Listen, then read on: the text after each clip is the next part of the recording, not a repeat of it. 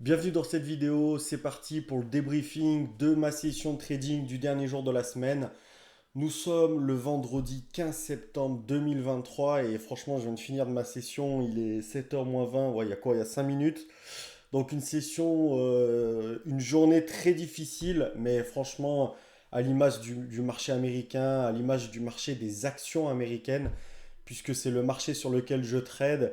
Et comme d'habitude, je vous mets le S&P 500 qui est l'indice phare et qui donne un peu la tendance. Donc on est depuis quelques jours, vous le voyez sur ce petit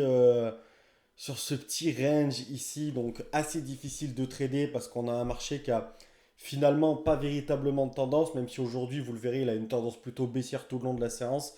Mais parfois, il commençait baissier, il finissait haussier ou inversement.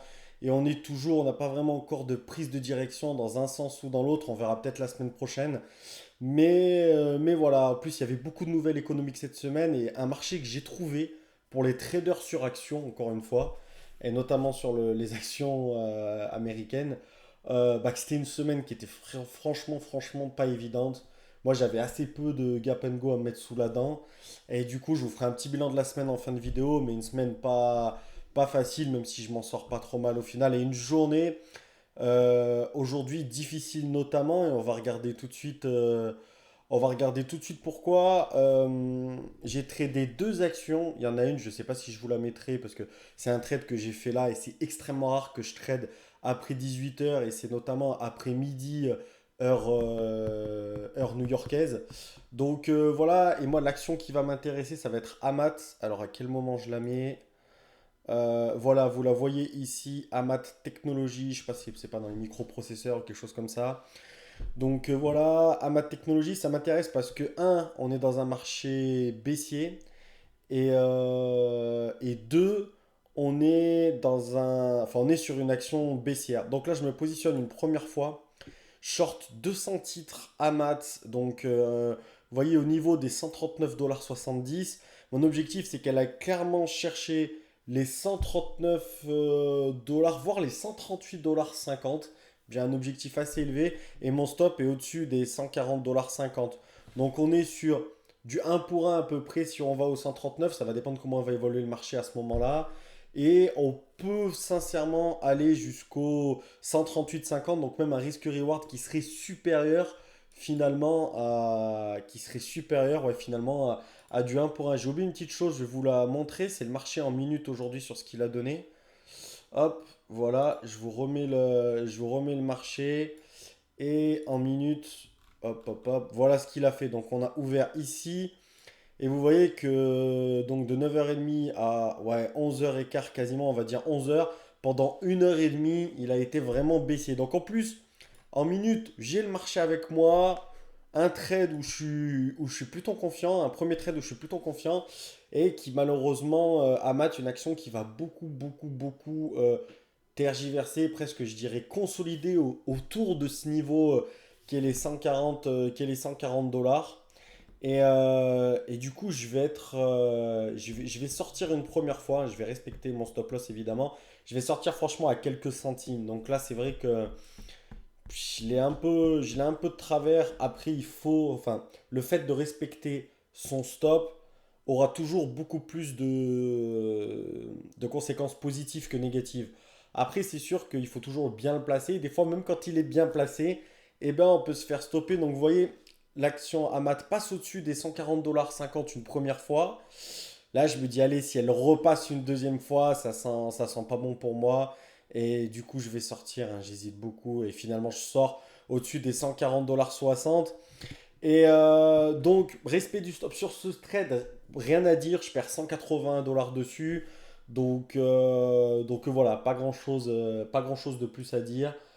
C'est un bon trade. On peut avoir un trade perdant et encore une fois un bon trade. Un, il respecte le money management. Deux, c'était une belle configuration de gap and go qui malheureusement n'est pas passée malgré le marché favorable, hein. C'est pour ça quand je vous dis que le trading est pas sûr à 100%, c'est vrai. Ceux qui vous disent le contraire sont vraiment des vendeurs de rêves. Et donc, je vais y retourner une deuxième fois parce que le marché est toujours baissier et que je garde Amat sous surveillance. Et je loupe d'ailleurs une opportunité sur SCH, le S. Je loupe une opportunité sur SCHW. Mais parce que j'étais sur Amat à ce moment-là, donc c'est trop tard, j'ai loupé trop tard pour aller courir derrière. Et je vais retourner sur Amat, hop, je suis allé un peu trop vite. Pourquoi? Voilà. Je vais retourner sur Amat parce que finalement, vous le voyez ici, elle n'arrive pas à franchir cette barrière des 140,60 et elle redescend. Le marché qui lui est toujours bien baissier, je me dis ça y est, c'est le moment. Et je me dis qu'en dessous des 139,60 c'est pas mal de se positionner. Mais je vais attendre la cassure des 139,60 et je l'anticipe à quelques cents. Encore une fois, ça aurait été une histoire de cents cet après-midi. J'anticipe un peu, voilà, je me fais exécuter à 139,67 $. Je veux vraiment qu'elle casse les 139,60 $. Et le marché remonte. Et en plus, vu que j'étais encore plus sûr de moi, j'ai shorté 400 titres avec un stop au-dessus, je dirais, des ouais, 140,25 $ à peu près. Je me dis que là, voilà, même 140,30 $, je me laisse peut-être un peu plus de latitude. Donc voilà, on va dire quasi 50 cents de risque pour aller chercher là, les 139 $ et voir plus, comme je l'ai dit tout à l'heure, si affinité. Et ben malheureusement, je me refais stopper une deuxième fois. Dur, franchement dur, parce que notamment là quand elle descend, je me dis ça y est, elle y va, et finalement elle va repasser au-dessus des 140 $, ce qui est pas bon pour moi, et vraiment au-dessus des 140 $, 20, 30, je dégage. Je dégage parce que c'est pas mon signe. Et là, ouais, là je me dis, là, je me dis, je pense que je me fais balader sur un mat, clairement. Elle résiste énormément bien. Très belle résistance au niveau des 139,50 $, 60. Et donc, je préfère dégager, surtout que je suis bien chargé. Donc, deuxième fois, je perds à peu près 256 $ sur ce trade. Donc là, je me retrouve perdant de 437 $. Aïe, j'ai envie de dire aïe, parce que voilà, c'est pour ça qu'il faut être vraiment bien accroché mentalement, parce que regardez juste derrière, elle monte, elle retourne, elle retrouve un tout petit peu en dessous du niveau des 50 des 140,50 $ et elle redescend. Et là, je me dis, dernier trade sur un mat, ça passe ou ça passe pas. Soit je fais une journée, une mauvaise journée où je perdrai autour de 600 $, quasi les gains que j'ai fait depuis le début de semaine. Soit j'arrive à sauver ma journée. Et cette fois-ci, je vais véritablement attendre la cassure des 139,60 $. Je veux qu'il se rapproche des 139,50 $. Et pour moi, j'y va une fois, ça marche pas. Deux fois, il est même allé trois fois. Une première fois ici, une deuxième fois ici, une troisième fois ici. Ah, je me dis une quatrième si on vient coller les 139,50 $. J'ai vraiment énormément de probabilité que cette fois-ci on casse ce niveau et qu'on aille chercher les 139 voire plus. Toujours un marché avec moi. Donc voilà, donc c'est ce que je vais faire. Je vais patienter et je vais attendre cette fameuse cassure si elle vient. Et donc là, voilà, faut vraiment être extrêmement sûr de son plan et faut le respecter surtout. C'est-à-dire que si ça y va, j'y vais. Si je perds, je sais que je ne vais pas perdre plus de 200 $.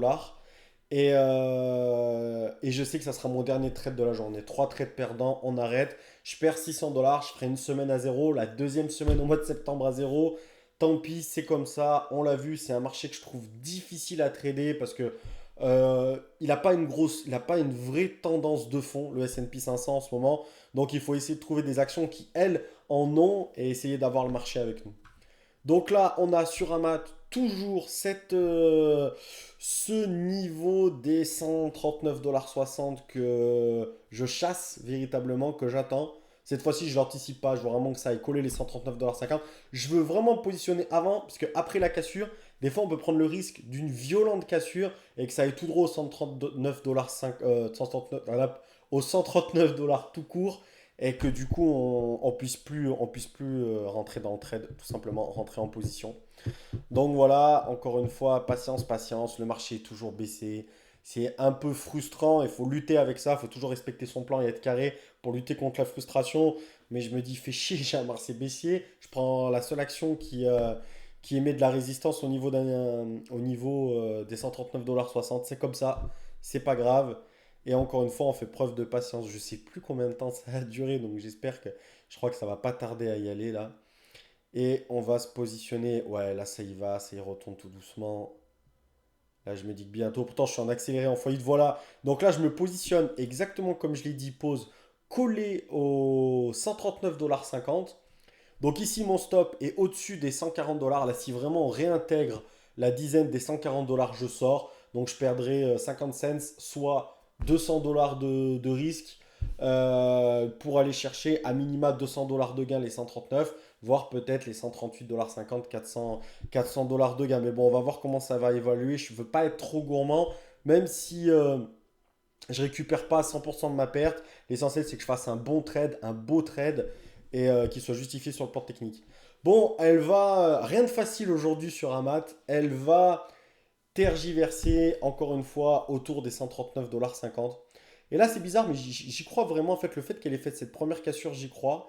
Et du coup, je me dis que même si elle remonte vers les 139,60-70 $, pourquoi pas rajouter sur la redescente 400 titres supplémentaires.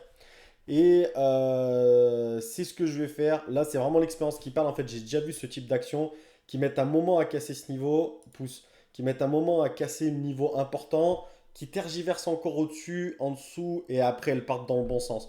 Donc là, j'ai remis mes 400 titres, ce qui me fait un prix moyen à 69 $. Ouais, à 139,60 $, pardon, vous le voyez ici, le prix moyen. Donc 800 titres, 139,60 $. Mon stop est au-dessus des 139,80 $. Là, je l'abaisse un petit peu parce que normalement, ça doit y aller. Ça doit vraiment pas réintégrer. Ça doit même pas passer au-dessus pour moi des 139,75 $. Je m'accorde un petit peu de largesse.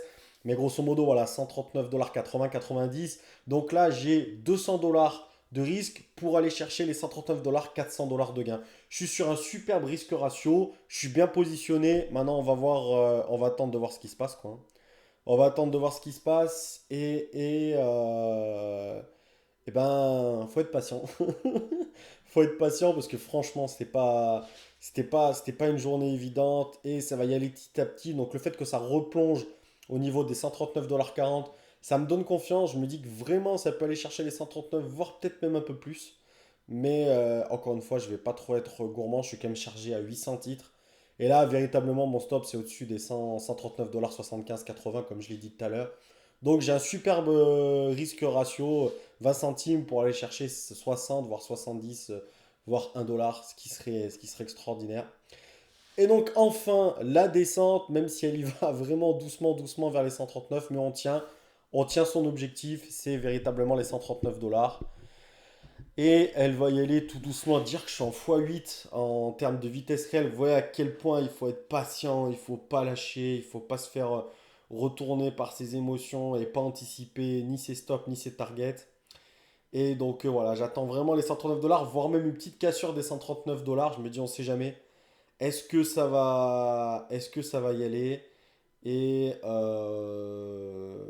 ça va y aller, ça va casser les 139 $. Bon, désolé, cette vidéo sera un peu plus longue que d'habitude, mais ça vaut le coup de voir comment mentalement, quand on est dans le dur, il faut réfléchir en trading et comment ils font se comporter en trading. Donc voilà, j'attends la cassure des 139. Et elle y va, et là je me dis, allez, peut-être qu'elle peut aller chercher les 138,50 $, ce qui ferait au final une magnifique journée. Mais si elle réintègre le niveau des 139, j'arrête, j'y aurais déjà fait un superbe trade. Et on va pas être gourmand, on peut pas savoir si elle va aller retaper les 138,50 $. Voilà, je suis sorti, si elle va aller au final remonter vers les 139,50 $. Je veux pas prendre de risque. J'ai fait un beau trade qui me sauve ma journée, donc un trade où je fais 481 $ de gain, ce qui fait que je repasse en positif sur un mat à 44 $. Bon, il est déjà quasi 14 minutes, donc je vais vous épargner. J'ai fait un mini trade sur Nvidia en fin de séance. Attendez, est-ce que je peux vous le montrer rapidement? Un mini trade de 74 $, un truc comme ça. Il est où? Il est où? Il est là. Allez, je vais vous le montrer. Bon, là, je vais pas accélérer, c'est pas grave. Hop, hop. Allez, voilà, je vous le montre ici.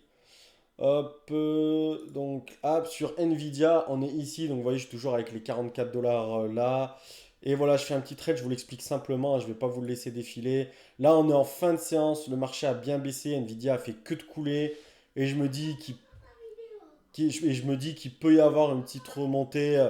Alice, je t'ai dit quoi? Eh ben, tu attends. Et donc, il y a une petite remontée ici. Désolé, hein, c'est ma fille qui va un nouvel épisode. Je lui ai dit d'attendre la fin de la vidéo, ce qui va être le cas dans quelques secondes. Donc voilà, je vise la remontée ici au niveau des 441,50 $. Et je vise aller chercher, pourquoi pas, les 43,50 $. Mais je la joue tout petit bras. On est en fin de séance, on approche du 18 h. Et je vais la garder très longtemps. Je vais acheter 50 titres. Donc vous le voyez ici. Et finalement, je vais la garder. Je vais faire. Et je vais sortir là. Je vais faire. Ouais, je vais faire quoi? Je vais faire. Sur un match, je vais faire combien? Je vais faire 72 $, je crois, quelque chose comme ça. Ouais, je vais sortir juste là. Je vais sortir sur la descente. Donc voilà, du coup sur un match, je vais faire 72 $. Donc voilà, je voulais juste vous montrer ça. Bilan de la semaine finalement. Allez, on approche des 16 minutes. Bilan de la semaine, une semaine correcte, une semaine où je finis à 769 $ de gain. Une journée où finalement je finis à 116 $ de gain. Donc voilà, journée compliquée, semaine compliquée. On s'en sort pas mal, on fait un peu plus de 750 $ de gain, donc c'est bien. Après une semaine, la semaine dernière, qui a été bien plus difficile.